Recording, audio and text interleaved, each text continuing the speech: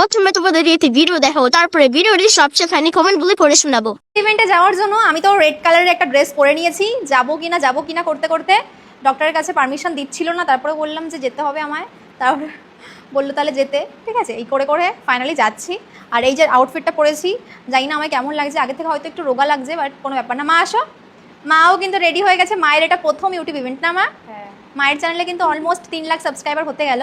আর মা কয়েকদিন আগে শুরু করেছে ইউটিউব জার্নি, এই ঘরটা হয়ে যাওয়ার পর। খুব তাড়াতাড়ি তোমরা এত ভালোবাসা দিচ্ছ, তো সেই কারণে মা দেখো রেডি হয়ে গেছে। একটা সুন্দর শাড়ি, কিন্তু এটা অনেক পুরনো শাড়ি মায়ের। নতুন শাড়ি একটা পরেছিল, সেটা আমার আনকমফোর্টেবল লাগছে, ব্লাউজ পিস টিস কাটা হয়নি, তো সেই জন্য পুরনো একটা শাড়ি পরেছে, কিন্তু শাড়িটা অনেক সুন্দর। আর মাকে সেজেও এত সুন্দর লাগছে।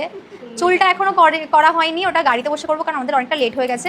আর এদিকে আমার ফাইনাল টাচ চলছে হেয়ার হয়ে গেলে আর ভাবছি এই কানেরটা পরবো। আমি সেরকম কোনো অ্যাক্সেসরিজ জুয়েলারি কিচ্ছু পরবো না, জাস্ট এই টানা কানেরটা পরবো এরকমভাবে, তো পরলেই এটা হয়ে যাবে। সো আই থিঙ্ক আমি ভালোই লাগছে না? কেমন লাগছে মা? আমার কেমন লাগছে?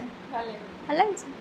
সবাই বলছে যে আমার ভালো লাগছে, অনেকদিন পরে এরকম রূপে আমায় দেখলো, কারণ যা অবস্থা হয়েছিল। আর শিনু একটা সুন্দর লাল কালারের ড্রেস পরে নিয়েছে। মিশো থেকে কী করে খুঁজে পায় মানুষ আমি জানি না, কারণ আমি তো নিজে খুঁজে পাই না মিশোর থেকে সমস্ত।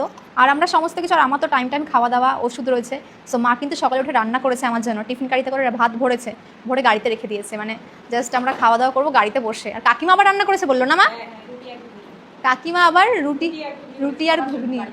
ও বাবা, গাড়িতে খাওয়ার জন্য সবার জন্য রুটি ঘুগনি করেছে কাকিমা সকালে উঠে। এই করে করেই মেকআপ করতে করতে লেট হয়ে গেল। মানে গ্রামের মানুষ হলে যা হয়, শহরে যাবে সব খাবার দাবার নিয়ে। যাই হোক, আমায় কেমন লাগছে অবশ্যই জানিও। ফাইনাল লুক এটা, শুধুমাত্র কানের বাকি আর গলার যেটা মেইন ফোকাস আমার ভালো লাগে, ওড়নাটা ওটা বাকি। তো আমায় কেমন লাগছে অবশ্যই জানিও। চলিয়ে শুরু করতে হ্যাঁ। আরে তোর মা হাসলে দাঁত দেখে ডাইনি মনে হয়। এটা পরে ইভেন্টে যাবে? আমি তো ভাবলাম বিয়ে বাড়িতে যাচ্ছ। ডিপ্রেশন।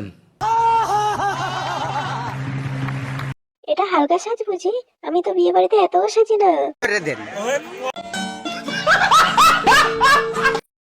কি উদ্ঘট সেজেছে বাবা।